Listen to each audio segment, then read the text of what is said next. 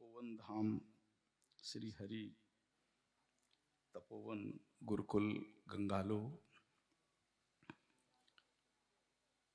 के प्रांगण में पधारे हुए सभी गौभक्त, राष्ट्रभक्त और हमारा संपूर्ण संत परिवार, जिन संतों ने भारत ही नहीं बल्कि पूरे विश्व में सनातन धर्म का झंडा लहराया है, आज उनके बीच में अपने आप को पाकर के धन्य हो गया हूं।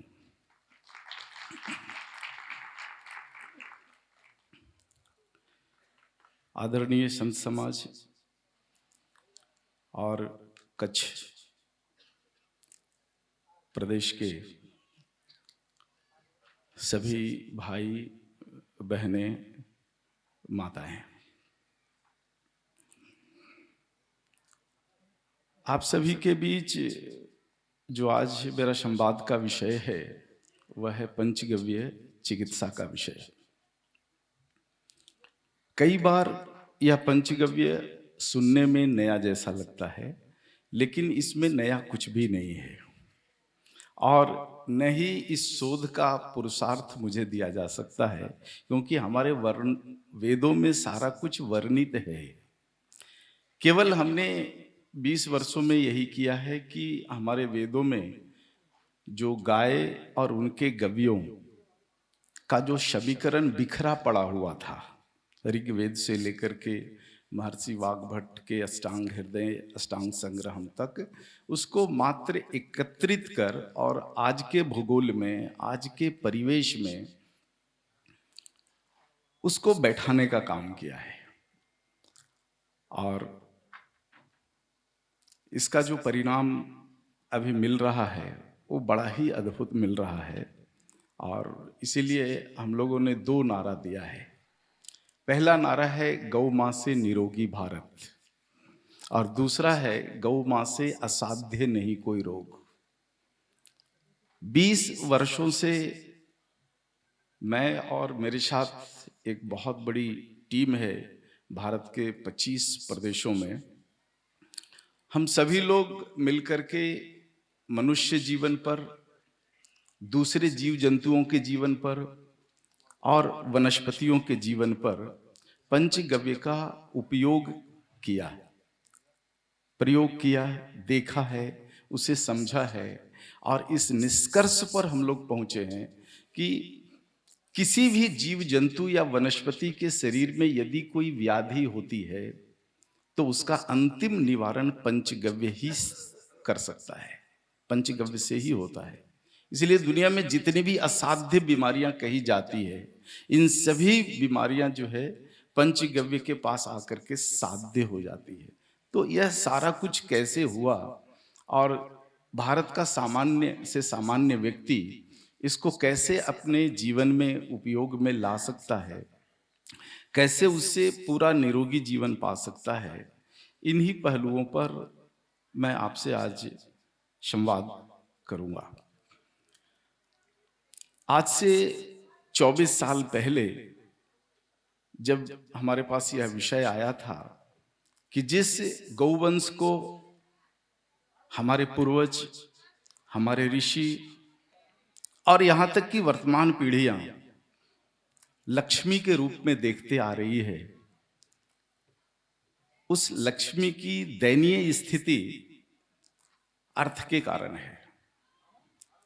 24 साल पहले मैंने एक सर्वे किया पूरे भारत में घूमते हुए, तो पाया कि ज्यादातर भारत की जो गौशालाएं हैं, उन गौशालाओं का संचालन जो है दान के आधार पर होता है। और भी छोटी छोटी जो गौशालाएं हैं वे भी दान पर निर्भर करती हैं और यदि दान कम मिलता है तो गौवंश की स्थिति दयनीय हो जाती है। तो किस प्रकार से गौवंश की स्थिति सुधारी जाए, इसी विषय पर पूरे भारत में भ्रमण करते हुए कुछ आंकड़े इकट्ठे हमने किए। तब हमारी एक सोच बनी कि यदि गाय से धनोपार्जन जैसा कुछ प्रकल्प यदि भारत में खड़ा होता है और गाय स्वयं धनोपार्जन की एक बहुत बड़ी स्रोत बन जाती है तो कहीं ना कहीं गौशालाओं को हम स्वावलंबी बना सकते हैं। इसी अभियान से ये चिकित्सा का विषय निकल करके आया कि यदि गाय जो हमें द्रव्य देती है, इन द्रव्यों का यदि हम चिकित्सा शास्त्र में इसका एप्लीकेशन करें तो इसमें से बहुत बड़ा अर्थोपार्जन हो सकता है। चिकित्सा का विषय इसलिए आया कि हमने देखा पूरे विश्व के ज्यादा देशों का जब हमने बजट अध्ययन किया तो हमें पता चला कि दुनिया में जितने भी देश हैं सभी के बजट में सबसे बड़ा जो हिस्सा होता है वो डिफेंस का होता है और दूसरे नंबर पर बड़ा हिस्सा चिकित्सा का होता है। तो हमें लगा कि अगर पूरे दुनिया के देश चिकित्सा पर सबसे ज्यादा पैसा खर्च यदि कर रहे हैं तो कहीं ना कहीं सबसे पहले हमें गाय में चिकित्सा का खंड ही देखना चाहिए कि गाय हमें कैसे चिकित्सा प्रदान कर सकती है।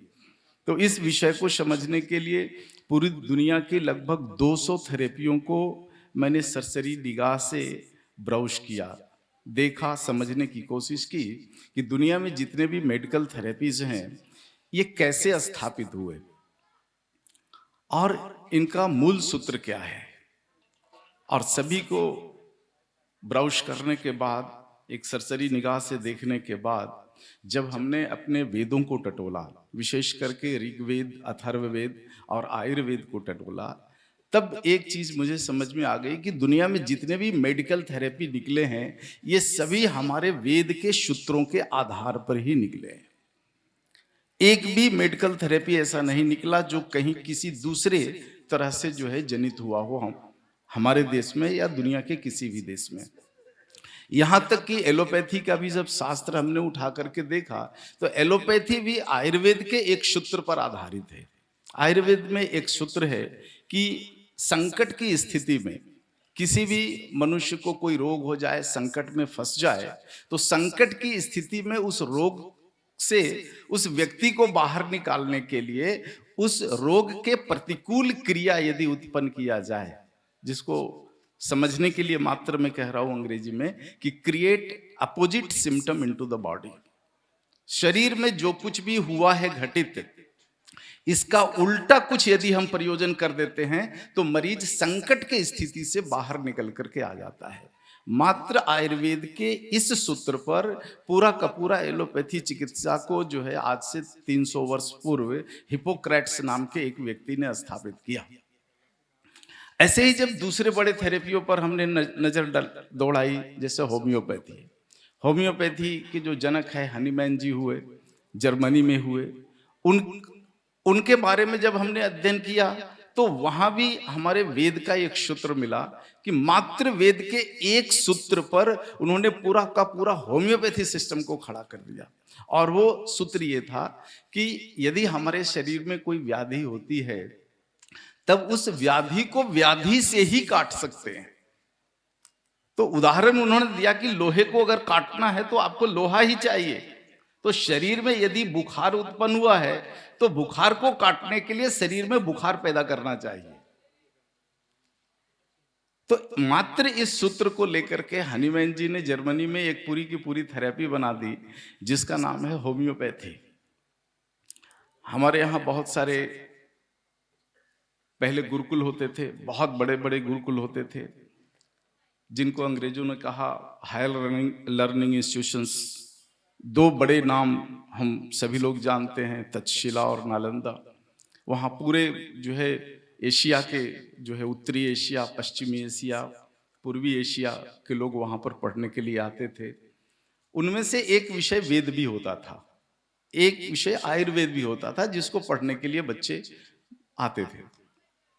ये बच्चे जब सीखकर आयुर्वेद सीख करके जाते थे अपने देश में तो उनके देश में सभी तरह के रॉ मटेरियल नहीं मिलते थे। जैसे भारत में वनस्पतियों की संख्या बहुत है, हिमालय से अगर आप शुरू करें और कन्याकुमारी तक आ जाएं, मुझे नहीं लगता कि दुनिया का कोई ऐसा वनस्पति नहीं है जो भारत के भूगोल में नहीं होता हो। तो इन चीजों को पढ़ करके जब ये जाते थे बाहर अपने देश में तो उनके देश में इतनी चीजें नहीं मिलती थी, जितना वनस्पति भारत में है उतना नहीं मिलता था। तब ये क्या करते थे, वेद के इन्हीं एक दो सूत्रों को लेकर के जिनका संबंध वहां की मिट्टी, जलवायु और वहां के वनस्पति के साथ होता था, उसको लेकर के एक थेरेपी बना देते थे। ऐसा ही मिस्र में एक थेरेपी बना जिसको हम यूनानी चिकित्सा के नाम से जानते हैं। यूनानी चिकित्सा कुछ भी नया नहीं है, हमारे आयुर्वेद का एक प्रभाग है जिसको जीव वर्गम चिकित्सा कहते हैं, कि जीव को आधार मान करके जीव के शरीर से चीजों को लेकर के और चिकित्सा की जा सकती है। तो मात्र वेद का एक सूत्र है जीव वर्गम, और उसके एप्लीकेशन को लेकर के एक यूनानी थेरेपी इतना बड़ा बन गया। तो ये सारा चीज जब हमारी आंखों के सामने से गुजरा, इन चीजों को हमने समझा, तो लगा कि कहीं ना कहीं हमें अपने वेदों में गाय के गव्यों के एप्लीकेशन को ढूंढना चाहिए।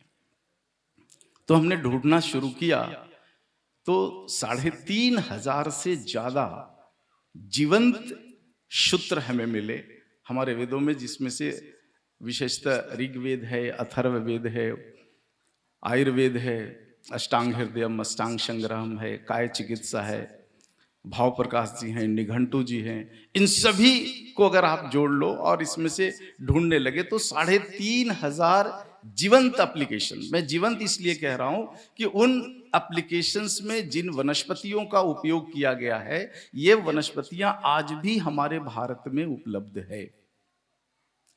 तो फिर इनके समीकरण पर जब हमने काम करना शुरू किया कि आखिर ये सब जो थेरेपी दुनिया में स्थापित हुए आयुर्वेद के एक एक सूत्रों को लेकर के, तो इनके पास समीकरण क्या क्या है, यानी फॉर्मुलेशंस क्या क्या है, आज की भाषा में कहूं तो कंपोजिशंस इनके पास क्या क्या है। तो हमें जो समझ में जो चीजें आई, उसमें आया कि एलोपैथी है, इसके पास लगभग 5,000 फॉर्मुलेशंस है, जिसके ऊपर पूरी दुनिया में चिकित्सा ये करते हैं। मॉडर्न आयुर्वेद को अध्ययन किया। देखो, आयुर्वेद और मॉडर्न आयुर्वेद में बहुत अंतर है। मॉडर्न आयुर्वेद बिल्कुल आयुर्वेद से भिन्न है, अलग है। तो मॉडर्न आयुर्वेद जो आज दिखता है भारत में, इस मॉडर्न आयुर्वेद में देखा तो लगभग 3,500 फॉर्मुलेशंस इसमें थे। होम्योपैथी का अध्ययन किया, इसमें लगभग 2,500 फॉर्मुलेशंस हमें मिले। हमारे यहाँ एक सिद्ध चिकित्सा चलती है, विशेषकर से हमारे राज्य में, तमिलनाडु में। तमिलनाडु, केरल और कर्नाटक में तमिलों की सिद्ध चिकित्सा एक चलती है। आयुर्वेद मॉडर्न आयुर्वेद से थोड़ा भिन्न है। तो इनके पास भी हमने देखा तो 3,000 फॉर्मुलेशंस है। तो हमने एक देखो गणित लगाया कि यदि 2,000, 2,500, 3,000, 3,500, 5,000 फॉर्मुलेशंस को लेकर के दुनिया की बड़ी से बड़ी थेरेपी बन सकती है, तो गाय का 3,500 एप्लीकेशंस है हमारे वेदों में आज भी। जबकि हमारे वेदों के साथ तोड़ फोड़ किया गया है ना, इसको मिटाने की कोशिश की गई, इसका अनुवाद करके विकृति की गई। ये सारा कुछ प्रपंच होने के बाद भी आज 3,000, 3,500 एप्लीकेशंस जीवंत रूप में हैं। तो यदि इन एप्लीकेशंस पर काम किया जाए तो निश्चित रूप से दुनिया की बहुत बड़ी थेरेपी ये गाय का गव्य बन सकता है। तो यहीं से देखो हमारे मन में जो विचार पनपा, और उसी विचार को लेकर के गाय जो भी गव्य प्रदान करती है, इन गव्यों का हमने मनुष्य के शरीर के ऊपर, पशु पक्षियों के शरीर के ऊपर और वनस्पतियों के शरीर के ऊपर इसका उपयोग करके और उसका रिजल्ट देखना जो है शुरू किया हमने। तो उसमें से बहुत अच्छा परिणाम निकल करके आया। किसी भी दूसरे थेरेपी से अगर मैं कंपेयर करके देखूं तो सुरक्षित थेरेपी निकल करके आया। इसमें जितने भी हम गव्यों का एप्लीकेशंस करते हैं, इसका किसी भी जीव के शरीर पर या किसी भी वनस्पति के शरीर पर इसका दुष्परिणाम नहीं होता। तो मुझे लगता है मात्र एक जो है ग्रहण करने वाला, भक्ष्य करने वाला थेरेपी में पंचगव्य एक ऐसा थेरेपी है जिसके किसी भी औषधियों का किसी भी जीव के ऊपर और वनस्पति के ऊपर इसका साइड इफेक्ट नहीं होता है।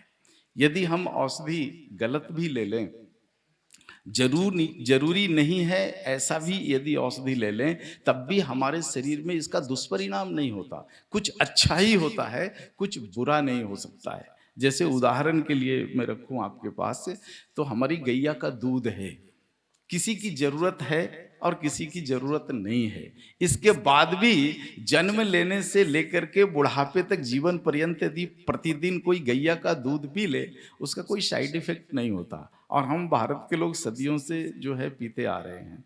इसी प्रकार से एक दूसरा उदाहरण ले सकते हैं हम कि हमारे जो खेतुड़ पहले जो थे, खेत में काम करने वाले लोग, ये लोग फसल को अच्छा या मिट्टी को अच्छा उपजाऊ बनाने के लिए खेतों में जो है गोबर, गाय का गोमय और गोमूत्र का एप्लीकेशंस करते थे। मिट्टी में गोबर और गोमूत्र भरपूर मात्रा में डालते थे और उसके ऊपर जब उपज होती थी, उस अनाज को सदियों से भारत खाते आया है, भारत के लोग ग्रहण करते आए। कभी भी इसका कोई साइड इफेक्ट नहीं है। गोमय और गोमूत्र को खाने की ये भी विधा है कि मिट्टी में डाल दीजिए और उस मिट्टी में अनाज उगा लीजिए और उस अनाज का सेवन कर लीजिए, तो ये भी इनडायरेक्ट रूप से हमारे शरीर में जाता है। इसका भी कोई कहीं साइड इफेक्ट नहीं होता है। इसके अलावा भी बहुत सारे जो गाय के एप्लीकेशंस हमने देखे और आप लोगों ने भी अपने जीवन में अनुभव किया होगा, महसूस किया होगा कि गाय का सानिध्य हो, गाय का आभा मंडल हो, कुछ भी होने दो आप, किसी भी माध्यम से गाय से यदि हम जुड़ जाते हैं तो इसमें कुछ नुकसान नहीं होता, बल्कि इसमें फायदा ही फायदा होता है। तो ये सारी चीजें कैसे मनुष्य के शरीर के ऊपर जो है काम करता है, इन सारी चीजों को समझने के लिए कुछ विषय में रखना चाहता हूं आपका कि देखो, आपके जीवन में बहुत सारे थेरेपी आए होंगे, उनका एप्लीकेशन आपने अपने शरीर पे भी किया होगा, और यदि आप चिकित्सा शास्त्र से जुड़े हुए हैं तो मरीजों पर भी आप किए होंगे।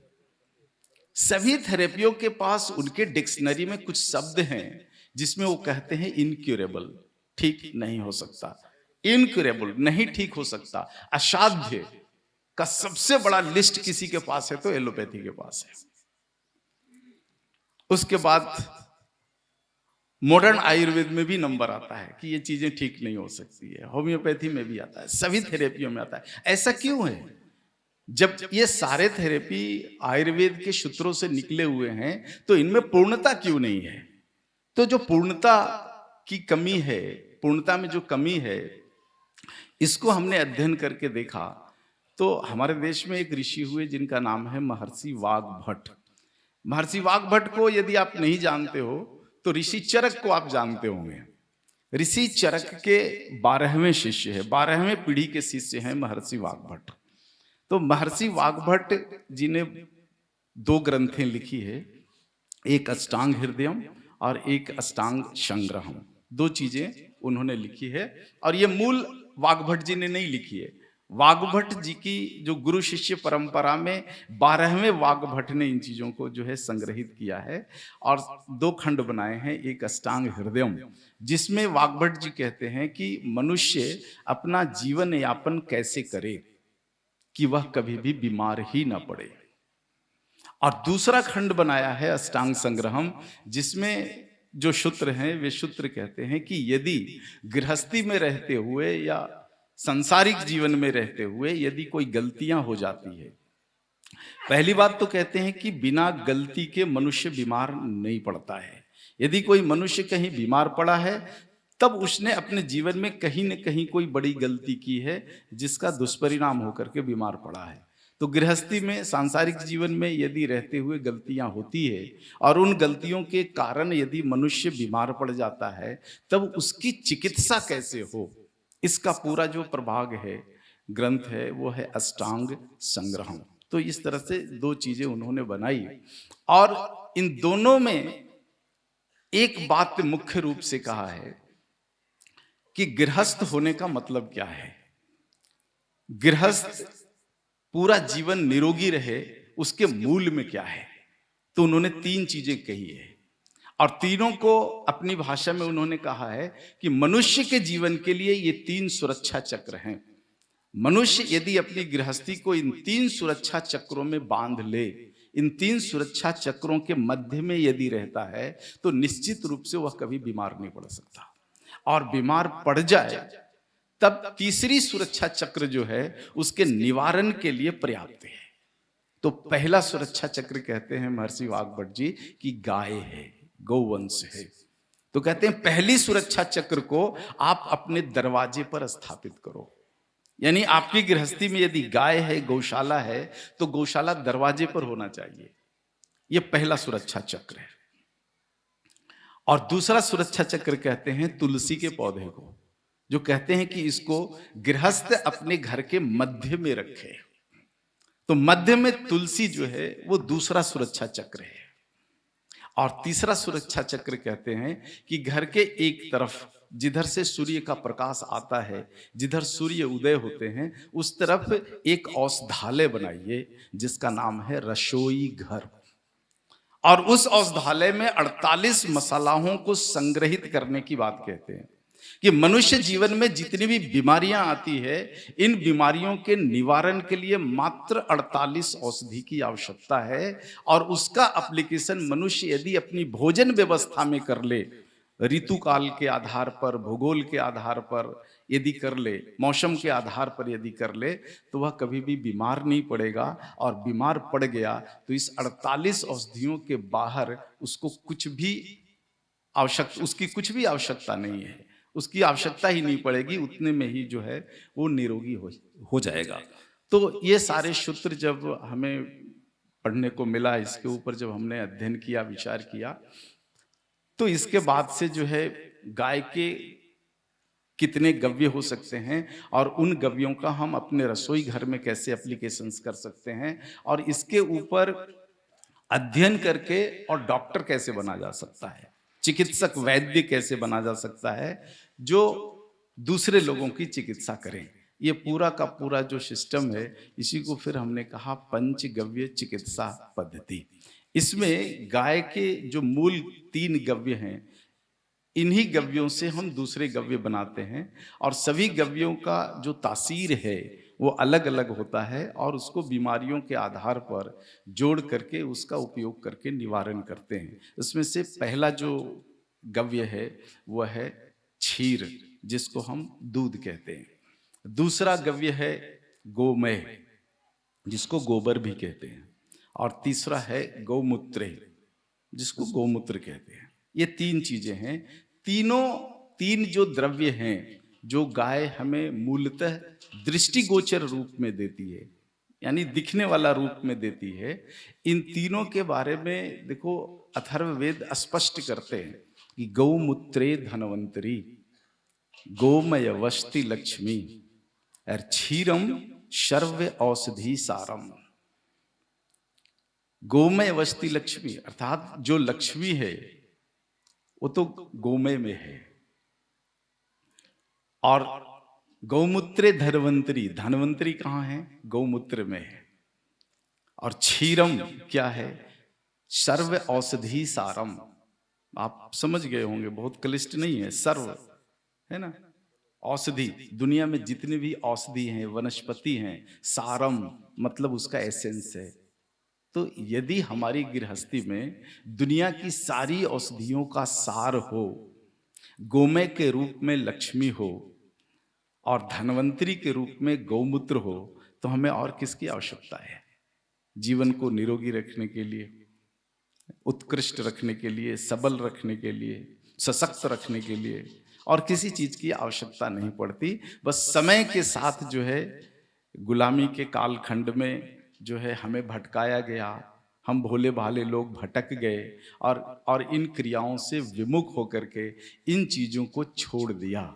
घर के दरवाजे से गाय को हटा दिया, घर के आंगन से तुलसी को बाहर निकाल दिया और रसोई घर को खत्म करके किचन बना दिया।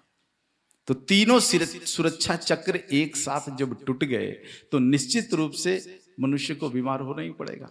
और देखो यही कारण है कि आज भारत की लगभग 100% जनसंख्या बीमार है। इस पूरे देश में घूमने के बाद शायद ही कोई ऐसा व्यक्ति मिल जाए जो ये कह सकता है कि जी मैं गंभीर रूप से बीमार नहीं हूँ।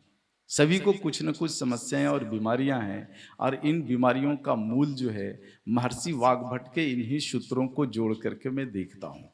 तो हमारी गैया जो दूध देती है मूलतः वो क्षीर देती है। क्षीर की एक अपनी तासीर है, लेकिन क्षीर को जब हम दही में बना देते हैं तब उसकी तासीर बदलती है। इस दही में मंथन की क्रिया करके जब हम ताक बाहर निकाल लेते हैं, मट्ठा, छाछ, आप छाछ बोलते हैं इसको, छाछ, छाछ को बाहर निकाल लेते हैं, इसकी तासीर बिल्कुल बदल जाती है। इसमें से मक्खन की तासीर एक अपनी अलग है, और मक्खन को तपा करके इसमें से जो घृत बना लेते हैं, घी बना लेते हैं, उसकी एक अपनी अलग तासीर है। तो इतनी चीजों का जो है मनुष्य के शरीर के ऊपर एप्लीकेशंस। इसके बाद गौमूत्र का नंबर आता है। तो गौमूत्र धन्वंतरी, तो यानी गौमूत्र को यदि समझना है औषधीय दृष्टिकोण से, तो हमें धन्वंतरी देव को समझना पड़ेगा कि ये धन्वंतरी देव कौन है। आप में से कितने लोग जानते हैं धन्वंतरी जी को? थोड़ा हाथ उठाना। बहुत कम लोग जानते हैं। ये देखो, हमारा दुर्भाग्य है कि हम धन्वंतरी जी को नहीं जानते हैं। लेकिन भारत के बाहर दुनिया के जितने मेडिकल यूनिवर्सिटीज हैं, कॉलेज हैं, सभी लोग धन्वंतरी जी को जानते हैं। तो धन्वंतरी को पहले यदि हम समझ लेते हैं तो गौमूत्र की समझ बन जाएगी हमें। जब सृष्टि का उदय हुआ सतयुग से पहले आदि काल में, तो आदि काल में ब्रह्मा जी ने बहुत सारे ज्ञान दिए, उसमें से चिकित्सा विज्ञान भी उन्होंने दिया स्वर के रूप में। और इतिहास में वर्णित है, चिकित्सा शास्त्र के इतिहास में वर्णित है कि ब्रह्मा जी ने वो सबसे पहला ज्ञान अपने शरीर रूपी पुत्र दक्ष प्रजापति को दिया था। दक्ष प्रजापति ने इस आयुर्वेद के ज्ञान को धारण किया, और शरीर छोड़ने से पहले उन्होंने इस ज्ञान को 2 जुड़वे बच्चों को दिया था, जिनका नाम है अश्विनी कुमारों। अश्विनी कुमारों यानी 2 बच्चे, इन बच्चों ने आयुर्वेद का पहला एप्लीकेशन धरती पर किया था सतयुग कालखंड में। और वर्णित है आज भी इतिहास में कि अश्विनी कुमारों ने क्या क्या किया। तो अश्विनी कुमारों ने कृत्रिम आंख बनाई थी, आर्टिफिशियल आई। एक ऋषि के दुर्घटना में आंख फूट गई थी, तो अश्विनी कुमारों ने आर्टिफिशियल आई बना करके प्रत्यारोपित किया था। एक दूसरा वर्णन मिलता है कि उस समय एक रानी थी जिसका जो है सड़क दुर्घटना में पांव टूट गया था और पूरा बेकार हो गया था पांव। तो कृत्रिम पांव का निर्माण जो है अश्विनी कुमारों ने किया था, आर्टिफिशियल लिम्ब। जो आज एलोपैथी में जो आर्टिफिशियल लिम्ब की जो टेक्नोलॉजी है, उनकी अपनी नहीं है, अश्विनी कुमारों से ली हुई उधार की टेक्नोलॉजी है। वर्णित है, ये कोई कहानियों में नहीं है, चिकित्सा शास्त्र के ग्रंथों में वर्णित है अश्विनी कुमारों ने क्या क्या किया। तो अश्विनी कुमारों का ये जो पराक्रम जो था चिकित्सा शास्त्र के ऊपर, इसको देख करके स्वर्ग लोक के अधिपति इंद्र को लोभ हो गया कि इतनी अच्छी टेक्नोलॉजी मृत्यु लोक में है, इसको तो सतयुग में होना चाहिए। तो इंद्र सशरीर पृथ्वी पर आते हैं और अश्विनी कुमारों को निवेदन करते हैं कि ये टेक्नोलॉजी हमें दे दो। तो दोनों बच्चे बहुत ही भोले भाले थे, उन्होंने इंद्र को ये पूरा ज्ञान दे दिया, और कई हजार साल तक पृथ्वी पर यह चिकित्सा का ज्ञान लुप्त हो गया, और इंद्र ने अपने यहां उसका एप्लीकेशंस किया। लेकिन मृत्यु लोक से ज्ञान लेने के कारण वे कर्ज में डूब गए, और उनकी जो सत्ता है वो डवाडोल होने लग गई। तब फिर उन्होंने सोचा कि ये ज्ञान मुझे फिर से पृथ्वी पर वापस देना चाहिए ताकि मैं कर्ज मुक्त हो जाऊं मृत्यु लोक का। तो फिर दोबारा सशरीर इंद्र आते हैं पृथ्वी पर, और पूरे पृथ्वी पर विचरण करते हुए ढूंढते हैं कि कोई ऐसा व्यक्ति है क्या जो इस आयुर्वेद के ज्ञान को धारण कर ले, इसको ले ले मुझसे। पूरे पृथ्वी पर ढूंढते ढूंढते एक ही व्यक्ति मिले जिनका नाम है धन्वंतरी। तो धन्वंतरी को उन्होंने इस एक संकल्प के साथ ये ज्ञान वापस दिया कि आप इस ज्ञान को लोक कल्याण के काम में लगा दोगे और तभी मैं कर्ज मुक्त हो पाऊंगा। तो धन्वंतरी जी ने सोचा इतनी बड़ी पृथ्वी है, इतनी बड़ी जनसंख्या है, मैं अकेला कैसे इस काम को कर पाऊंगा। तब उन्होंने एक युक्ति निकाली, और युक्ति ये निकाली कि उस समय भारत में ऋषि परंपरा बहुत जोड़ पर थी। ऋषियों के पास जो है पूरे देश का जो है वो, अगर आज की भाषा में कहूँ तो एजुकेशन मंत्रालय उनके पास था, हेल्थ मंत्रालय उनके पास था, है ना, सोशल जो मंत्रालय उनके पास था। ऋषि लोग बैठ करके जो है योजना बनाते थे और उस योजना को राज्य के माध्यम से इम्प्लीमेंट करा करके भारत को निरोगी, सुखी, समृद्ध सब बनाते थे। तो धन्वंतरी जी एक ऋषि के पास गए जिनका नाम है ऋषि आत्रेय। तो आत्रेय जी को उन्होंने कहा कि इंद्र ने जो है ये ज्ञान वापस हमें दिया है और इसको लोक कल्याण के काम में लगाना है।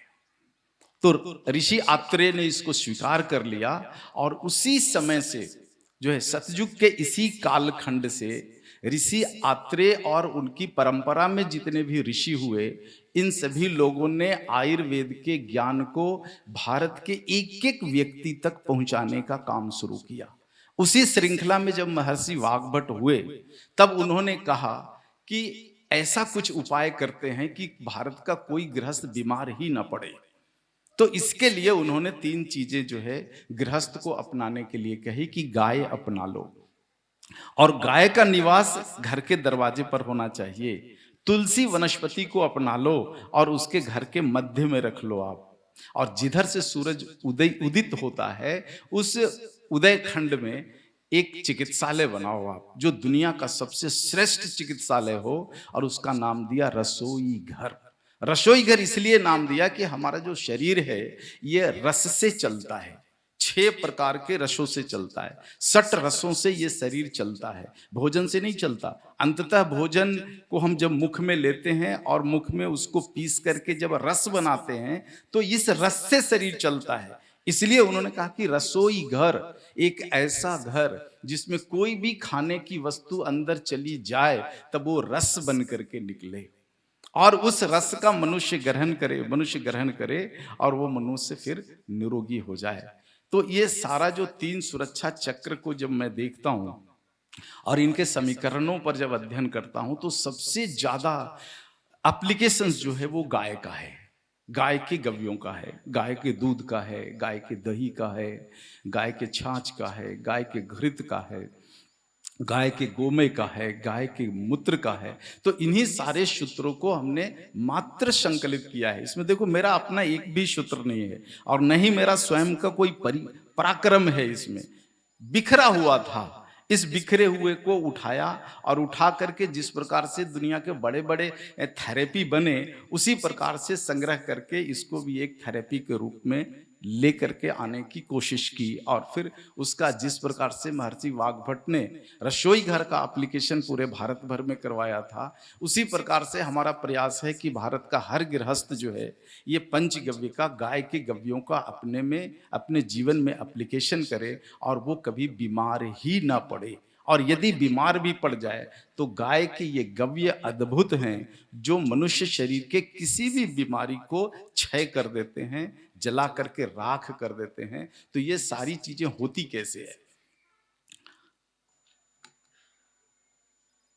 ये सारी चीजें होती कैसे है, इसी पर जो मेरी दृष्टि गई है, इसी दृष्टि को मैं आपके सामने रखने की कोशिश करता हूं कि आखिर कैसे काम करता है गाय का गव्य, गाय का गोबर कैसे औषधि हो सकता है, गाय का मूत्र जिसको अज्ञानतावश लोग यूरिन कहते हैं, ये आखिर कैसे औषधि के रूप में काम करता है। और यदि गाय का मूत्र यूरिन है तो यूरिन तो किसी का यूरिन नहीं पिया जा सकता है और किसी का संडास मनुष्य के लिए तो खाने योग्य नहीं है, तो फिर इसको कैसे खाने के लिए बोलते हैं। तो देखो आज का जो मॉडर्न साइंस है ना, उसने संडास को परिभाषित किया है, उसने यूरिन को परिभाषित किया है। आप में से कोई केमिस्ट्री के अगर ज्ञाता हो या फिजिक्स के ज्ञाता हो तो आपको मालूम होगा कि संडास का डेफिनेशन क्या है और यूरिन का डेफिनेशन क्या है। उस डेफिनेशंस पर आप गाय के मूत्र को लाकर खड़ा करो, वो मूत्र नहीं होता, वो मूत्र है ही नहीं। और गाय जो गोबर देती है वो गाय का संडास है ही नहीं, क्योंकि संडास की जो परिभाषा मेडिकल साइंस ने या मॉडर्न मेडिकल साइंस ने की है उस परिभाषा पर ठीक नहीं बैठता, परिभाषित ही नहीं होता कि गाय संडास करती है और गाय यूरिन देती है। गाय यूरिन नहीं देती, गौमूत्र देती है, और गौमूत्र को कभी भी काऊ यूरिन नहीं कहा जा सकता। उसी प्रकार से जो गाय का जो गोबर है उसका संडास है ही नहीं, वो तो लक्ष्मी है। इसलिए कहा गया गौमूत्रे धनवंतरी गौमय वस्ति लक्ष्मी। गाय हमें लक्ष्मी देती है, संडास देती ही नहीं। ये गोबर जो है पूर्णतः लक्ष्मी है।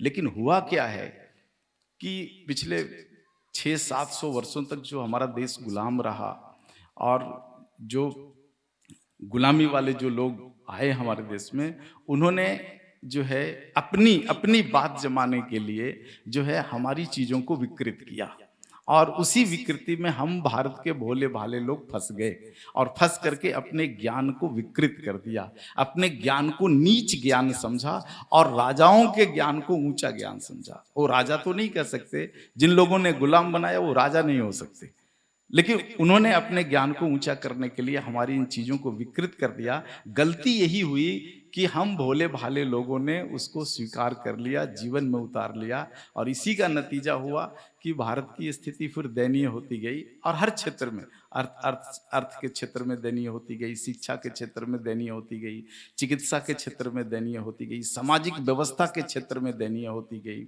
और स्थिति यहाँ तक पहुंची। तो अब यदि हम गाय को वर्ण करते हैं, यानी गाय को अपनी गृहस्थी में लेकर के आते हैं, गाय का सानिध्य प्राप्त करते हैं, और वाग्भट जी के दिए हुए इन 3 सूत्रों का परिपालन यदि करते हैं, अपनी गृहस्थी में इसका इम्प्लीमेंटेशन करते हैं, तो मैं निश्चित रूप से कह सकता हूं कि जीवन में आपकी गृहस्थी में कोई बीमारी नहीं आ सकती। और यदि आ भी गया तो ये 3 सुरक्षा चक्र के बाहर आपको किसी भी चौथे चक्र की, या किसी भी चौथे हॉस्पिटल की, या किसी भी चौथे मेडिकल थेरेपी की आवश्यकता पड़ ही नहीं सकती। तो मात्र कहने की बात नहीं है, इसको समझने के लिए पुराने भारत के एक सूत्र को समझना पड़ेगा। आयुर्वेद का एक सूत्र कहता है कि हमारा जो यह शरीर है, जो दिखता है, जिसको हम आज की भाषा में कह सकते हैं दृष्टिगोचर शरीर, विजिबल बॉडी। ये विजिबल बॉडी जो बना हुआ है, ये 5 कंपोजिशन से बना हुआ है, 5 कंपाउंड एलिमेंट हैं, ये सारे मिल करके और ये दृष्टिगोचर शरीर को बनाए हैं। तो दृष्टिगोचर शरीर, इसका मतलब शरीर का कुछ ऐसा हिस्सा भी है जो दृष्टिगोचर नहीं है, जिसको हम देख नहीं सकते हैं, उसको हम आभा शरीर कहते हैं। आभा शरीर का आभा मंडल, आज अंग्रेजी में उसको ऑरा बॉडी कहते हैं। यह भी शरीर का हिस्सा है, और जो दिखता है यह भी शरीर का हिस्सा है। तो ये जो दिखने वाला शरीर का हिस्सा है, इसको 5 खंडों में तोड़ करके आयुर्वेद देखते हैं। पहला देखते हैं भूमि का खंड, दूसरा जल का खंड, तीसरा अग्नि का खंड, चौथा वायु का खंड, और 5वां आकाशीय खंड, है ना। Soil element, water element, fire element, air element और स्काई एलिमेंट, ये 5 कंपाउंड एलिमेंट हैं, यानी कई तत्वों के मेल से बना हुआ ये तत्वों का समूह है। और ऐसे ऐसे 5 समूह से हमारा ये शरीर बना है। ये जो 5 समूह से बना हुआ शरीर है, इसको स्थूल शरीर भी कहते हैं। इस स्थूल शरीर में गति आ जाए, वेग आ जाए, हमारे हाथ घूमने लग जाए, पांव चलने लग जाए, आंख देखने लग जाए, मन सोचने लग जाए, ये गति को पैदा करने के लिए हमारे स्थूल शरीर के अंदर एक दूसरा शरीर है जिसको मन शरीर कहते हैं। उसको हम पंचगव्य चिकित्सा विज्ञान में उसको विद्युतीय शरीर कहते हैं, इलेक्ट्रिकल बॉडी। एक तो फिजिकल बॉडी है, दूसरा इलेक्ट्रिकल बॉडी है। फिजिकल बॉडी के 5 खंड हैं, इलेक्ट्रिकल बॉडी के 3 खंड हैं। 3 तरह की ऊर्जा हमारे शरीर में होती है। एक प्रकार की ऊर्जा होती है जो बाहर के वातावरण में जो परिवर्तन हो रहा है, उस परिवर्तन से शरीर को बचा लेता है। जैसे उदाहरण के लिए अभी तेज बारिश हो जाए तो वायुमंडल बदलेगा, तो वायुमंडल में आए हुए इस बदलाव को शरीर झेल ले, इसके लिए एक ऊर्जा है। अभी हम बैठे हुए हैं और परजीवियों का समूह आ जाए हमारे चारों तरफ, तब उस परजीवियों से शरीर को बचाने के लिए, परजीवी यानी वायरस से शरीर को बचाने के लिए शरीर में एक विशेष प्रकार की ऊर्जा है। ऊर्जा का एक ये खंड है। ऊर्जा का दूसरा खंड है जो हमारे शरीर के अंदर जो अंग हैं और अंगों के जो सहायक अंग हैं, जिसको प्रत्यंग कहते हैं, जैसे हृदय है, गुर्दा है, यकृत है, फेफड़ा है, अग्नाशय है, पित्ताशय है, छोटी आंत है, बड़ी आंत है। इन सारे शरीर के अंदर के अंगों को चलाने के लिए एक अलग प्रकार की ऊर्जा लगती है। और तीसरी ऊर्जा जो है वो हमारे शरीर में चेतना को जागृत करने वाली ऊर्जा है। तो 3 प्रकार की ऊर्जाएं हमारे शरीर में होती है। तो कुल मिलाकर के शरीर जो है 8 खंडों का है। 5 भौतिकीय खंड और 3 विद्युतीय खंड। इन 8 को मिलाकर के महर्षि भागवत जी ने कहा अष्टांग हृदयम, यानी शरीर का 8 खंड। यदि 8 खंडों की चिकित्सा की बात हम करें तभी मनुष्य शरीर के प्रत्येक बीमारियों की चिकित्सा की जा सकती है।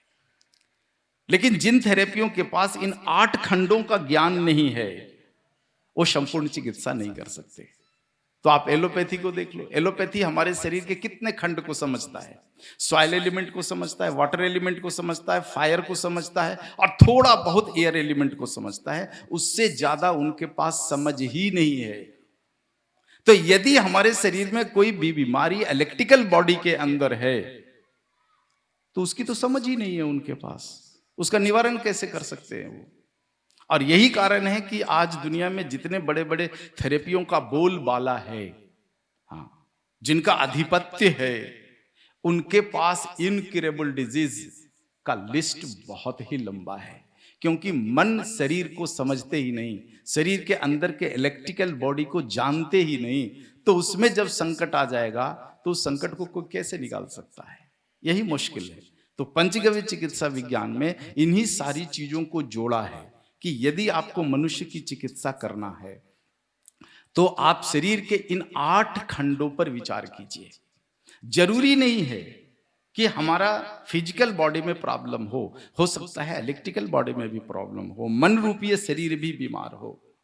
और इससे यदि ऊपर जाना है, ऊंचा जाना है, तो एक 9वां खंड है शरीर में जिसको आत्मा कहते हैं, सोल। और यहां भी समस्या होती है। बहुत सारी ऐसी समस्याएं होती है जिसमें फिजिकल बॉडी का कोई रोल नहीं होता, इलेक्ट्रिकल बॉडी का कोई रोल नहीं होता, आत्मा का संबंध उससे होता है, तो उसका भी रिपेयरिंग हो सकता है। लेकिन जो महर्षि वाग्भट का जो पूरा जो कार्य रहा, उस कार्य में जो है इन 8 खंडों का जो है अध्ययन रहा और उसी का एप्लीकेशंस रहा। तो ये 8 खंडों में यदि समस्याएं आती है तो पंचगव्य यानी गाय का गव्य कैसे इसमें सहायक है और कैसे हम इन 8 खंडों की बीमारियों को निपटा सकते हैं, मात्र 4 को नहीं 8 को कैसे निपटा सकते हैं, इसी विषय को समझने के लिए जो है अथर्ववेद का एक सूक्त आपके सामने रखता हूं। और ये सूक्त भी इसलिए रख रहा हूं कि आजकल के जो दूसरे मेडिकल थेरेपीज वाले हैं ना, ये स्पष्ट रूप से आघात करते हैं पंचगव्य के ऊपर कि गाय का मूत्र नहीं पीना क्योंकि वो उष्ण है, वो गर्म है और पियोगे तो आपको गर्मी हो जाएगी। घी मत खाना, नहीं तो शरीर में गर्मी पैदा हो जाएगी और आप परेशान हो जाओगे। और गाय का गोमे तो खा ही नहीं सकते क्योंकि गाय का संडास है, वो संडास कहते हैं। तो इस विषय का स्पष्टीकरण अथर्ववेद के एक सूक्त में है। अथर्ववेद कहते हैं कि गावो, गावो यानी गाय से प्राप्त द्रव्य। अब गाय से जितने भी तरह के द्रव्य प्राप्त होते हैं, ये सारे द्रव्य, उसमें क्षीर हो गया, दूध, जिससे हम 5 तरह के उपगव्य बना लेते हैं, दधी है, छाछ है, मक्खन है, घी है, ये सारे हो गए। गोमय, गोबर, जिसमें गोबर का रस हो सकता है, साक्षात गोबर हो सकता है, या फिर छाछ का कंडा बना लेते हैं, कंडे का चूरन हो सकता है, या छाछ को जला के राख बना लें, उसका राख भी हो सकता है जिसको हम भभूत के नाम से जानते हैं। गौमूत्र स्वयं भी एक गव्य है और गौमूत्र को यदि वाष्पीकृत करके अर्क बना दिया जाए तो अर्क भी एक गव्य है। अर्क को दोबारा अगर वाष्पीकृत कर देते हैं, डबल डिस्टिलेशन कर देते हैं, वह भी एक गव्य है। और 2 गव्य बहुत अद्भुत है, ये तो देखो दृष्टिगोचर गव्य है, 2 गव्य बहुत अद्भुत है। एक गव्य है स्पर्श, गाय को स्पर्श करना, ये भी एक गव्य है। और दूसरा अद्भुत गव्य है गाय का आभा मंडल। आभा मंडल, गाय का जो ऑरा बॉडी है, उस बॉडी के अंदर खड़े हो जाना या उस ऑरा बॉडी के अंदर रहना, ये भी एक गव्य है। तो ये कुल मिलाकर के 12 तरह के गव्य होते हैं। इन गव्यों का हमारे शरीर के साथ कैसा संबंध है। तो इसी संबंध को, और ये कितना सरल है, इसको अथर्ववेद ने कहा है कि गावो, यानी गाय से प्राप्त 12 द्रव्य, 12 गव्य कैसे हैं? सोमस्य, यानी सोम की तरह है। सोम किसको कहते हैं? चंद्रमा को। चंद्रमा का दूसरा नाम सोम है।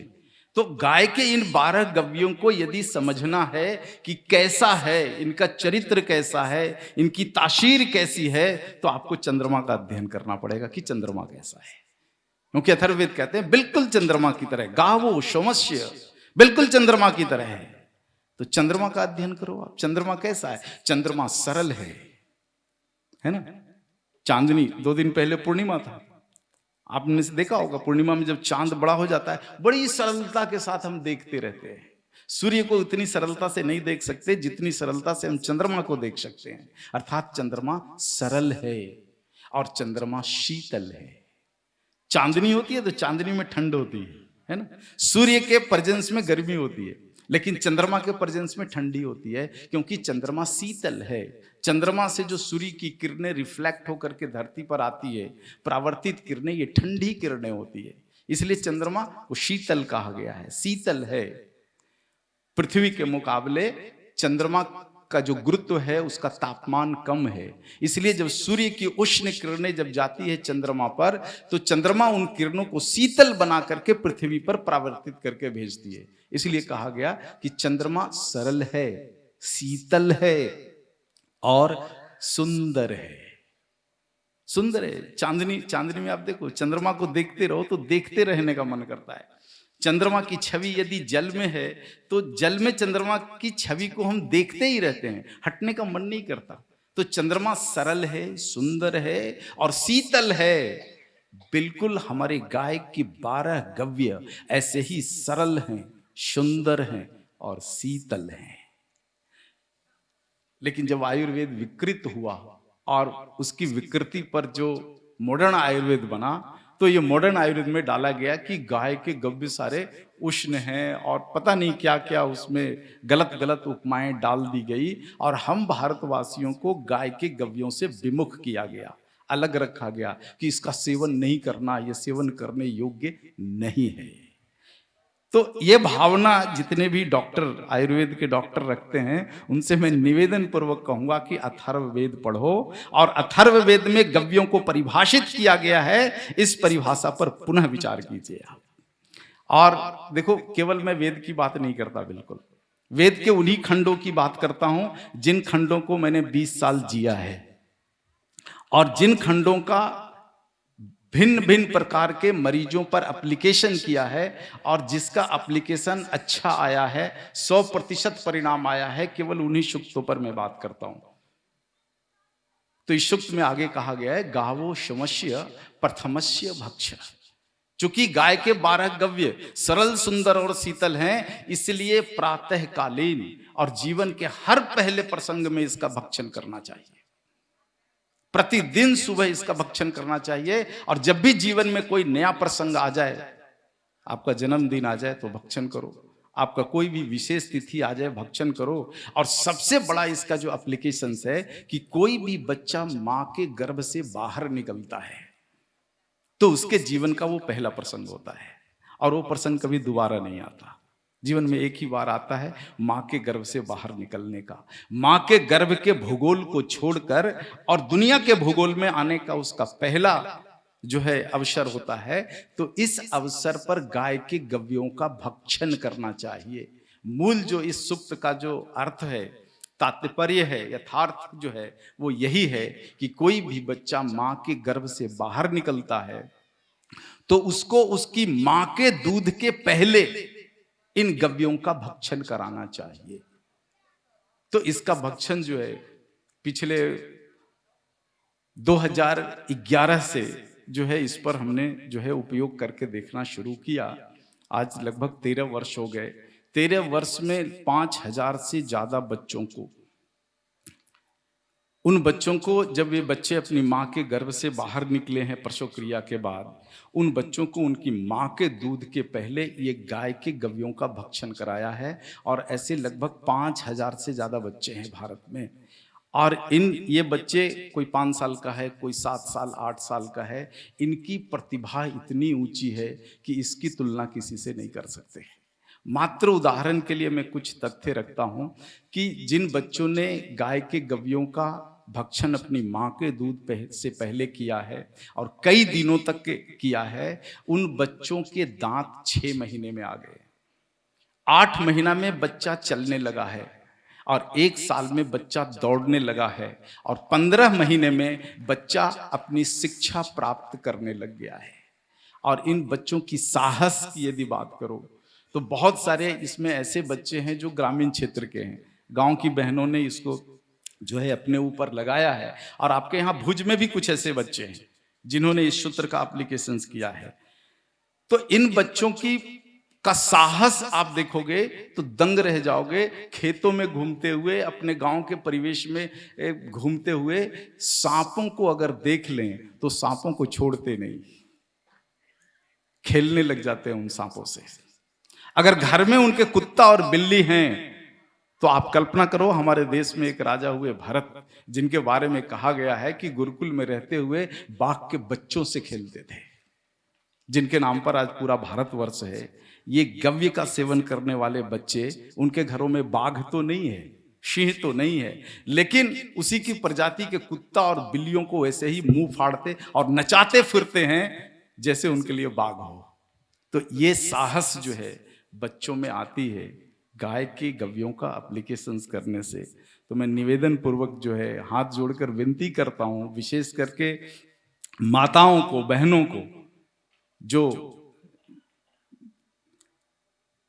इस देश को अच्छा बच्चा है ना, पुरुषार्थी बच्चा अगर देना चाहती हैं, आपके मन में थोड़ी भी कल्पना है कि राष्ट्र को हम एक सशक्त, शक्तिशाली और क्रांतिकारी बच्चा दें, तो निश्चित रूप से आप गाय के गव्यों का गर्भधारण के समय उपयोग में करना। 6ठे महीने तक, 4थे महीने से लेकर के 4था, 5वां, 6ठा और अधिक से अधिक 7वें महीने तक यदि गाय के इन गव्यों का भक्षण आपने कर लिया, सेवन कर लिया, तो पहली गारंटी वाली बात मैं कहता हूं कि आपका नैसर्गिक प्रसव होगा। ऑपरेशन की आवश्यकता नहीं पड़ेगी आपको। पहली बात तो ये होगी। और दूसरी बात कि बच्चा निकलने के तुरंत बाद आप व्यवस्था रखिए कि उस बच्चे को गौमूत्र, गोमय, दधी, दूध और घृत, इन 5 को मिलाकर सम मात्रा में, बराबर मात्रा में मिला करके और थोड़ी देर सूर्य की किरणों में रख दो। रात्रि का समय तो थोड़ा सा गर्म पानी में रख देना ताकि गर्माहट से, उष्णता से वो मिल जाए, और मात्र बच्चे के जीभ पर 3 बूंद दे दो और शेष खुद पी लो आप। यदि आपने 6 से 7 दिन तक अगर बच्चे को पिला लिया, उस बच्चे को दुनिया के किसी भी वैक्सीन की जरूरत नहीं है, क्योंकि जिन 5000 बच्चों पर हमने एप्लीकेशंस किया है, किसी को कोई वैक्सीन नहीं लगने दिया है, यहां तक कि पोलियो ड्रॉप भी नहीं देने दिया है।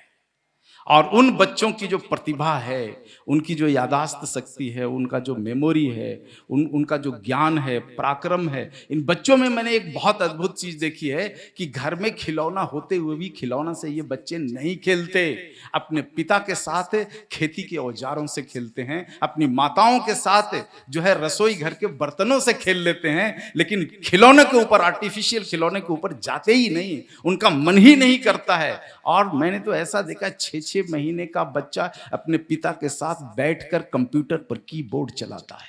6 महीने का बच्चा, इतनी प्रतिभा जो है निखर करके, उभर करके आती है बच्चों में। तो निवेदन है विशेष करके बहनों से कि आप अपने जीवन में जब भी बच्चे की परिकल्पना करो, इस राष्ट्र को एक अच्छा क्रांतिकारी बच्चा देने की परिकल्पना करो, तो गाय के गव्यों का सेवन जरूर करना। हाँ, आपको सर्जरी से बचा देगा, किसी भी तरह के जो है सरकारी दवाई लेने की आपकी आवश्यकता नहीं पड़ेगी, आपको सरकारी अस्पताल जाने की आवश्यकता नहीं पड़ेगी। दर्द रहित पेनलेस डिलीवरी आपके घर में उसी प्रकार से सहज रूप से हो जाएगा जैसे हमारी गैया गौशाला में सहज रूप में प्रसव कर देती है। तो देखो, इतना सरल विज्ञान है जिसको आज के जो मेडिकल साइंस वालों ने कितना कॉम्प्लिकेटेड बना दिया है। गाय का जो गोमय है, गोबर, ये शुद्ध भूमि तत्व है, इट्स प्योर सॉइल एलिमेंट। हमारे शरीर में 22% शुद्ध मिट्टी है। और इस 22% शुद्ध मिट्टी में जब भी विकार होता है तो सॉइल डिफिशियंसी के रोग होते हैं। शरीर में भूमि तत्व की कमी का या उसकी विकृति का रोग होता है। उदाहरण के लिए जो है एड़ियों का दर्द, घुटने का दर्द, कमर का दर्द, रीढ़ की हड्डियों का दर्द, कंधे का दर्द, ये सब सॉइल डिफिशियंसी के कारण होता है। इन सारी बीमारियों में गाय का कच्चा गोबर खा लो आप, बिल्कुल ठीक होता है, क्योंकि गाय का कच्चा गोबर जो है वो शुद्ध भूमि तत्व है। आप नहीं खा सकते हो, रस निकाल के पी लो। नहीं पी सकते हैं, उसको सुखा करके गौरी बना लीजिए, कंडा बना लीजिए, उसका चूरन बना करके खा लो। नहीं खा सकते हैं, जला के राख कर दो, राख खा लो। राख भी नहीं खा सकते, राख को पानी में डाल दीजिए, राख जब नीचे बैठ जाए तो ऊपर का पानी निथार करके पी लो। किसी भी रूप में गव्य को ले लो, इसकी ताकत कभी कम नहीं होती बल्कि बढ़ते जाती है। गाय का कच्चा गोबर 23% ऑक्सीजन कंटेंट्स करता है। सुखा दो तो 27% हो जाता है, जला दो तो 33% हो जाता है, पूरा राख कर दो जला को तो 46% हो जाता है, और राख को जला के महाराख बना दो जिसको महाभस्म कहते हैं तो 55% हो जाता है। पूरी दुनिया में ढूंढते रह जाओगे, इतना ज्यादा ऑक्सीजन इकट्ठा और वो भी सॉलिड रूप में आपको कहीं मिल ही नहीं सकता। और ऑक्सीजन की क्या भूमिका है हमारे शरीर में, ये तो कोरोना महाराज ने बहुत अच्छे से पढ़ा और समझा दिया है। उस पर कुछ ज्यादा बोलने की आवश्यकता नहीं है।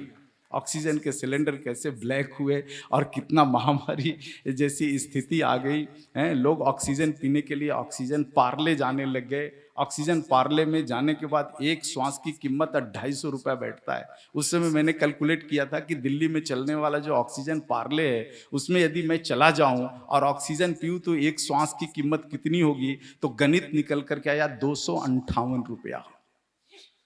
1 मिनट में कम से कम 15 से 17 बार श्वास लेना पड़ता है। तो आप गणित लगा लो, 24 घंटा जीने के लिए 258 गुना कर दो, कितना रुपया खर्च पड़ेगा। और ये सारी चीजें गाय सहज रूप में हमें गोमे में दे देती है। और इसीलिए एक सर्वे जो हमने किया पूरे भारत में कोरोना के बाद, कि कोरोना ने कितने गौ सेवकों को मारा, कितने गौसेवक कोरोना पॉजिटिव से मर गए, ये पूरे देश का आंकड़ा निकाला, आंकड़ा आया 0। तो मेरी उत्सुकता और बढ़ी, तो फिर भारत के बड़े बड़े 6000 गौशालाओं में इसका सर्वे कराया। 6000 गौशालाओं में, इन 6000 गौशालाओं में कितने गाय के साथ काम करने वाले कर्मचारी कोरोना पॉजिटिव से मरे, उसका आंकड़ा आया 0। एक भी नहीं आया। आपके गुजरात में गौशाला में काम करने वाला कोई कर्मचारी मरा हो तो बता देना। हमने जो सर्वे किया उस आंकड़े में 0 आया है। वो इसीलिए 0 आया है कि गाय गोबर देती है, उस कच्चे गोबर में 23% ऑक्सीजन है। तो किसी भी गौशाला में, गौशाला के क्षेत्र में 23% ऑक्सीजन होता है। आप ऑक्सीजन मीटर से अपनी गौशालाओं का एटमॉस्फेयर को नाप सकते हो कि गौशाला के एटमॉस्फेयर में कितना % ऑक्सीजन है। और कोरोना या कोरोना जैसा कोई दूसरा वायरस, कोरोना का बाप हो सकता है, उसका दादा हो सकता है, उसका और आने वाली जो है इनहेंस्ड हो सकते हैं वायरस। कोई भी वायरस दुनिया का हो, वो 15% से ज्यादा घनत्व वाले ऑक्सीजन में जी नहीं सकता, कहीं नहीं जी सकता। इसीलिए भारत के उन शहरों में कोरोना का जो है प्रहार ज्यादा हुआ जहां ऑक्सीजन का लेवल 15% से कम था। गांव में नहीं हुआ, क्योंकि गांव में आज भी 16, 17, 18% तक ऑक्सीजन है नैसर्गिक रूप में। लेकिन शहरों में ये जो है ऑक्सीजन डेंसिटी बहुत कम है। दिल्ली सबसे कम है। ट्रैफिक के टाइम में वहां पर 11% होता है, नॉन ट्रैफिक टाइम में 13 से 14% होता है। और कोरोना जैसे वायरस जो होते हैं, इनको रहने के लिए जो एटमॉस्फेयर चाहिए बिलो 15% होना चाहिए। तो सबसे बड़ा उनका घर तो दिल्ली था, और फिर ऐसे ऐसे शहर थे जहां पर एक कम था। तो यदि हमारी गृहस्थी में गाय है और गाय गोबर दे रही है, तो उस गोबर के कारण हमारे घर के अंदर का जो ऑक्सीजन प्रमाण है, वो प्रमाण जो है 23% के आसपास रहता है। तो कल्पना करो, वायरस कभी सोच भी नहीं सकता हमारी गृहस्थी में घुसने का। तो इतना बड़ा जो सेफ्टी जो है, इसीलिए अब इससे जब मैं सोचता हूँ महर्षि वाग्भट को कि आज से 3500 साल पहले जब महर्षि वाग्भट हुए होंगे, उनके पास कौन सी ऐसी मशीनरी या इक्विपमेंट्स होगा जो इतना बड़ा शोध का विषय उन्होंने दे दिया कि गाय को गृहस्थी में रखना है तो दरवाजे पर रखो, ताकि दरवाजे से कोई वायरस इंटर ना करे, वायरस ना घुसे। तो ये सारी चीजें जब से आई है तब से मैं पूरे भारत के लोगों को यही बता रहा हूँ कि देखो, आने वाला जो समय है वो वायरस का समय है।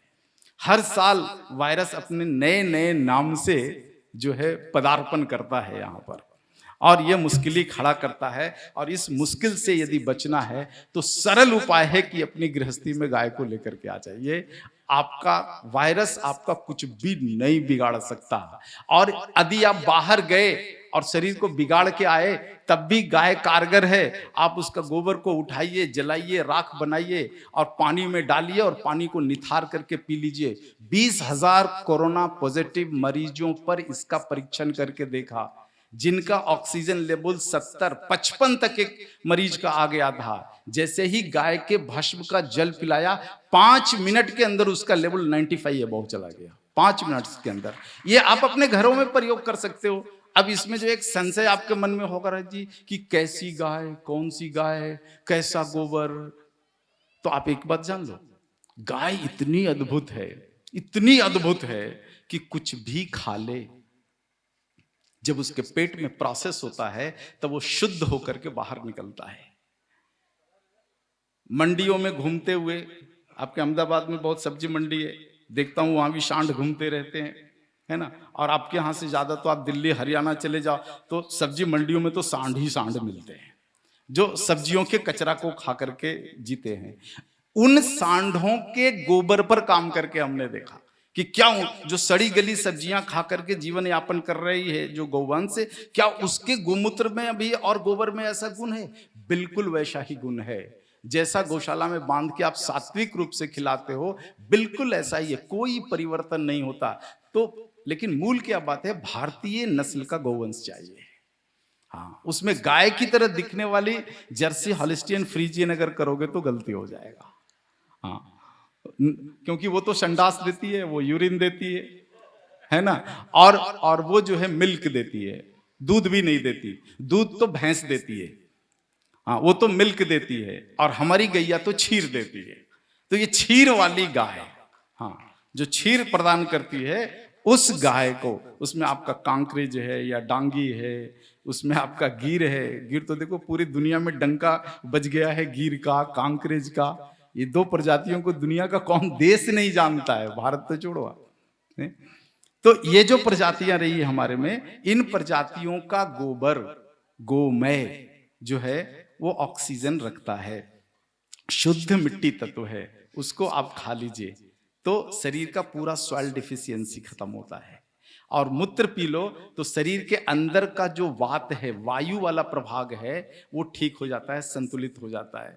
यदि हमारे शरीर के अंदर का वायु विकृत हो जाए तो वात का सबसे पहला जो रोग होता है वो होता है कॉन्स्टिपेशन, और वात प्रकोप का सबसे अंतिम रोग होता है ब्रेन हेमरेज। तो कॉन्स्टिपेशन से लेकर के ब्रेन हेमरेज तक 84 रोग होते हैं, 84, हाँ, आयुर्वेद के हिसाब से। इन 84 बीमारियों की एक औषध है गौमूत्र। हाँ, इसमें अब क्या है कि थोड़ा यदि हम दिमाग लगाएं और इन गौमूत्र में यदि हम अपनी वनस्पतियों को जोड़ दें तो ये चीजें बहुत तेज गति से काम करती है। पंचगव्य चिकित्सा विज्ञान में यही हमने काम किया है कि किस बीमारी में गाय के मूत्र में कौन सी वनस्पति को जोड़ना है, कितना जोड़ना है, और उसे मरीज को किस प्रकार से कितना देना है। यही मात्र जो है वो विज्ञान है। जैसे क्षीर है, दूध के बारे में अक्सर कहा जाता है कि ये उष्ण है। जो पित्त प्रकृति के लोग होते हैं, जिनका शरीर जो है उष्ण होता है, पित्त यानी अग्नि, जिसके शरीर में अग्नि प्रबल होती है, ऐसे लोगों को डॉक्टर कहते हैं कि दूध मत पीना, अग्नि बढ़ जाएगी। दूध का एप्लीकेशन पर निर्भर करता है कि क्या है। यदि दूध में घी मिलाकर के पियोगे तो शरीर की उष्णता बढ़ेगी। यानी यदि निमोनिया है, शीत ज्वर है, तो आप दूध में घी डाल करके पी लीजिए, निमोनिया, शीत ज्वर सब खत्म हो जाएगा। लेकिन यही यदि आपका शरीर उष्ण है और उष्ण प्रकृति का यदि ज्वर है तो पानी में दूध मिला के पी लो, शांत होता है। एक ही दूध है, पानी में मिला के पी लो तो शरीर को शीतल कर देता है, और उसी दूध में घी मिला के पी लो तो शरीर को उष्ण कर देता है। और वह भी उष्णता ऐसी है जो शरीर में उपद्रव नहीं कर सकता, बल्कि आपको ज्यादा श्रम करने की प्रेरणा दे देगा। यदि आप खेतुड़ हो, खेत में काम करते हो, 1 घंटा काम करते हो, तो रात को दूध में घी डाल करके पी लो तो अगले दिन 2 घंटा भी काम करोगे तो नहीं थकोगे। लेकिन इसका सेवन करके चुपचाप आराम से कुर्सी पर बैठे रहोगे आप, तो थोड़ी उष्णता और चंचलता तो बढ़ती ही है, लेकिन नुकसान कुछ भी नहीं होता है। हमारे गाय के सारे गव्य ऐसे हैं, अगर गौमूत्र को सीधा पी लें तो हमारा शरीर उष्ण होता है, लेकिन वो उष्णता नुकसान नहीं होता है। और यदि हम अपने इसी गौमूत्र को पानी में डाइल्यूट करके पी लें तो पानी का प्रमाण जितना ज्यादा होगा शरीर उतना ही ज्यादा शीतल होता है। इसलिए उष्ण ज्वर में भी इसको हम ग्रहण कर सकते हैं, और शीत ज्वर में भी इसको हम ग्रहण कर सकते हैं। तो ऐसा ही है गाय का आभा मंडल। अब मैं आता हूं आभा मंडल के ऊपर, है ना। जितने भी 84 लाख जीव जंतु और वनस्पति हैं पूरे धरती पर, उसमें सबसे बड़ा आभा मंडल जो है गौवंश का होता है, सबसे बड़ा आभा मंडल। और वो आभा मंडल ऐसा होता है कि हमारे शरीर के विकृत आभा मंडल को संतुलित कर देता है। इसलिए बहुत सारी ऐसी बीमारियां हैं जो आप केवल गौशाला में रात्रि शयन करो उसी से खत्म हो जाता है, लेने की बात तो दूर है। हाँ, जैसे ट्यूबरकुलोसिस जो बीमारी है, ट्यूबरकुलोसिस बीमारी की सबसे अच्छी औषध है गौशाला में सो जाना। रात को प्रतिदिन काम करके आइए, गौशाला में खाट डाल करके आप सो जाओ मच्छरदानी लगा करके, कोई औषधि लेने की जरूरत नहीं है, ट्यूबरकुलोसिस जड़ से खत्म होता है। और गाय का जैसे स्पर्श है, स्पर्श के बारे में भी जो है कि हमारे शरीर का जो रक्त संचार जो है सिस्टम, अगर ये गड़बड़ हो जाए, यानी लो बीपी हो जाए, हाई बीपी हो जाए, तो औषधि लेना या पंचगव्य लेना तो दूर की बात है, आप तो गौशाला में जाइए और 20 मिनट गाय के पीठ पर हाथ फेर दो तो यहाँ तो ब्लड प्रेशर नॉर्मल हो जाता है, चाहे लो हो या हाई हो, उससे कुछ भी फर्क नहीं पड़ता। तो इसीलिए जो है गाय के स्पर्श को भी हमने जो है गव्य में रखा है, और गाय के आभा मंडल को भी गव्य में रखा है। तो इस प्रकार से इन सारी चीजों को लेकर के पंचगव्य चिकित्सा थेरेपी जो बना है, और पूरे भारत के 25 राज्यों में जो है इसका विस्तार केंद्र जो है सो शुरू किया है पिछले कई वर्षों से। और भारत की 11 भाषाओं में, अंग्रेजी को छोड़कर लगभग भारत की सभी भाषाओं में जो है इसका अध्ययन का काम, लोगों को सिखाने का काम शुरू किया है। आपके यहाँ भी गुजराती में जो है हमारा जो सूरत का विस्तार केंद्र है या वापी का विस्तार केंद्र है, वहाँ पर इसकी पूरी शिक्षा जो है वो दी जाती है। कभी मन में यदि एक कल्पना होता है वो आपको कि गाय का विज्ञान सीखना है, और देखो इतना सरल विज्ञान है कि 1 साल के पाठ्यक्रम में केवल 15 दिन कक्षाएं होती है, बस शेष समय आप घर पे आकर पढ़ो। महर्षि वाग्भट जी कहते हैं कि शरीर को जान लो और भोजन को पहचान लो, इससे बड़ा कोई मेडिकल साइंस है ही नहीं। कोई व्यक्ति यदि अपने जीवन में 2 ज्ञान प्राप्त कर ले, शरीर को जान ले कि शरीर कैसा है, शरीर के अंदर के अंग कैसे हैं, उनका काम करने का कैसा है, और भोजन को पहचान लो, भोजन की तासीर कैसी है, चोखा खाते तो चोखा की तासीर कैसी है, आलू खाते तो आलू की तासीर कैसी है, सब्जी खाते तो सब्जी की तासीर कैसी है, दूध की तासीर कैसी है। तो इन सारे भोजन की तासीर को समझ लो और शरीर के अंगों को जान लो, इसके आगे मेडिकल साइंस में कुछ है ही नहीं। जो अंग बीमार पड़ता है उस अंग के लिए जो भी भोजन सामग्री आपके पास है, उस अंग की तासीर से जुड़ता हुआ जो भी भोजन सामग्री है वो दे दो। अगर भोजन जैविक है तो उससे उत्तम औषधि दुनिया में कुछ भी नहीं है। जैविक आहार ही मूल औषध है। तो इसी सारे कॉन्सेप्ट के साथ ये सारी चीज़ें होती है। और देखो विज्ञान तो ये बहुत बड़ा है, बहुत लंबा विषय है, और जो हमें समय दिया गया है उस समय में मैंने इसको पूरा करने की कोशिश है। और यदि प्रबंधन समिति चाहे 5 मिनट का समय और यदि दे दे, और आपके मन में यदि जिज्ञासा कोई प्रश्न है तो पूछ सकते हो।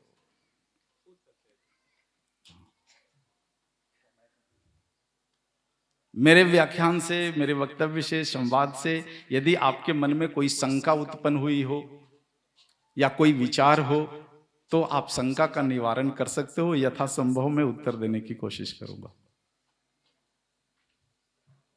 हाँ जी।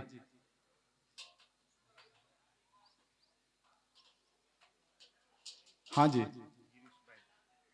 हाँ ठीक है, बहुत बढ़िया प्रश्न है। पंचगव्य बनाने का तरीका क्या है ये बता दें। तो देखो, हमारे देश में 7 उच्च कोटि के ऋषि हुए, 7 ऋषि, और सातों ऋषियों ने गाय के गव्यों पर बहुत अद्भुत कार्य किया है। उसमें से एक ऋषि हैं ऋषि कपिल। ऋषि कपिल का एक सूत्र मैं आपको बता देता हूं, क्योंकि वो बहुत ही सरल है। ऐसे 6 सूत्र और भी हैं। तो ऋषि कपिल जी कहते हैं कि गाय का गव्य जिसमें गोमय रस 1 चम्मच ले लें आप, यानी 10 मिलीलीटर। गाय का मूत्र ताजा हो और उसी गाय का हो तो अच्छा है, 1 चम्मच ले लें आप। और उसी रात्रि का बना हुआ दही यानी दही 1 चम्मच ले लें आप। और उसी दही से मथ करके निकला हुआ घृत 1 चम्मच ले लें आप। तो और गोबर हो गया, गोमूत्र हो गया, सभी एक गाय का हो, सभी ताजा हो।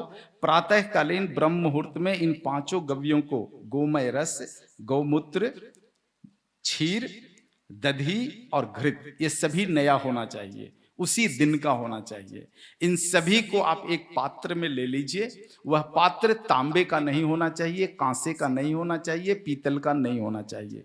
मिट्टी का पात्र बहुत ही अच्छा है, या फिर लकड़ी का पात्र बहुत ही अच्छा उसके लिए है। उसमें 5 को डाल दीजिए और कम से कम 15 से 20 मिनट तक उसकी मंथन की क्रिया करो आप। और मंथन की क्रिया करने के बाद यदि सूर्य का प्रकाश है तो थोड़ी देर सूर्य के प्रकाश में रखें, नहीं तो गर्म पानी करके इस बाटकी को गर्म पानी में डाल दो ताकि थोड़ा उष्ण आ जाए। और इसके बाद यदि आप चाहते हैं तो स्वाद के लिए मधु का उपयोग कर सकते हैं, अथवा मधु की कोई आवश्यकता नहीं है। ये आपका पंचगव्य बन गया। और इस पंचगव्य को मां के गर्भ से निकला हुआ शिशु तुरंत ग्रहण कर सकता है। और वृद्धावस्था में मृत्युशैया पर पड़ा हुआ व्यक्ति भी मोक्ष प्राप्ति के लिए इसका जो है भक्षण कर सकता है। कोई भी भक्षण कर सकता है, किसी भी बीमारी में भक्षण किया जा सकता है। इसका कहीं कोई साइड इफेक्ट नहीं है। कुछ तो अच्छा करेगा, बुरा कभी कर नहीं सकता। और भी एक उपाय बता देता हूं, इसमें एक अद्भुत चीज है। कई बार लोग बीमार पड़ते हैं और घर पे बिस्तर पर पड़े रहते हैं और सोचते हैं कब शरीर छूट जाए, क्योंकि शरीर की जो पीड़ा है ना वो सही नहीं जाती है। घर वालों को पीड़ा देखी नहीं जाती है, तो घर वाले भी मनाते हैं और खुद भी मरीज मनाता है कि जल्दी से जल्दी हमारा शरीर छूट जाए, लेकिन छूटता नहीं। ये पंचगव्य पिला करके देख लो, शरीर सहज रूप में छूट जाता है। तो ये पंचगव्य, जीवन बचा है तो जीवन का मार्ग है, और जीवन पूरा हुआ है, कष्ट है तो कष्ट से मुक्ति का मार्ग भी है। तो इसी के साथ जो है आज के इस संवाद को मैं, एक और प्रश्न है। हाँ जी बोलिए।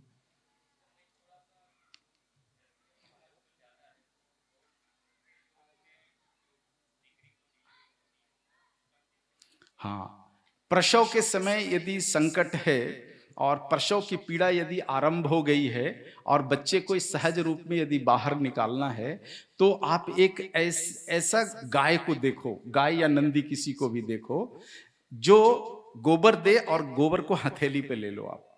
एक हथेली पे गोबर को ले लीजिए और दूसरे हथेली में गोबर को डालिए। यदि वो गोबर हथेली पे नहीं चिपकता है, इसका मतलब वह गोबर औषधीय गुण वाला है। और ऐसे गोबर को सूती कपड़े में रखो आप और पूरा कस के निचोड़ करके उसका रस निकाल दो। 25 से 30 मिलीलीटर ऐसा रस प्रसव पीड़ा वाली बहन को पिला दो, बच्चा बाहर निकलेगा विदाउट एनी वैक्सीनेशन। नहीं निकला, 30 मिनट के बाद दूसरा डोज दे दो आप।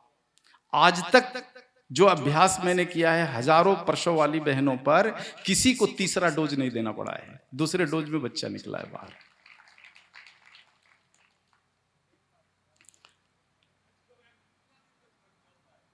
देखो, ये जो पंचगव्य है ना, इसका एक्सपायरी कुछ नहीं होता। जब तक आज बना के रख दीजिए, जब तक सृष्टि जीवित है तब तक कुछ भी नहीं होगा। लेकिन देखो, लेकिन उसमें है कि उसकी तासीर बदलती है। तासीर बदलती है, 5 घंटे के बाद तासीर बदल जाती है। सुबह आप बना लो तो 9:30 10 बजे तक अगर लोगे तो उत्तम है। ऐसे औषधीय गुण कभी खराब नहीं होता। लेकिन जो सहज रूप में जो पीने की लेने की प्रक्रिया है, उस प्रक्रिया में 5 घंटे के अंदर कर लेना चाहिए। शीत ऋतु में 5 घंटा और ग्रीष्म ऋतु में 3 घंटा उत्तम होता है। तो एक बार मैं फिर से और विशेष करके जो गुरुकुल का जो आयोजक मंडल है और हमारे समक्ष जो पूरा संत समाज जो पधारा हुआ है, सभी संत समाज को जो है मैं वंदन करता हूँ, नमन करता हूँ और इसी के साथ इस संवाद सभा को जो है मैं यहीं पर पूर्ण नहीं है, यहीं पर छोड़ता हूँ। एक बार फिर से आभार, धन्यवाद।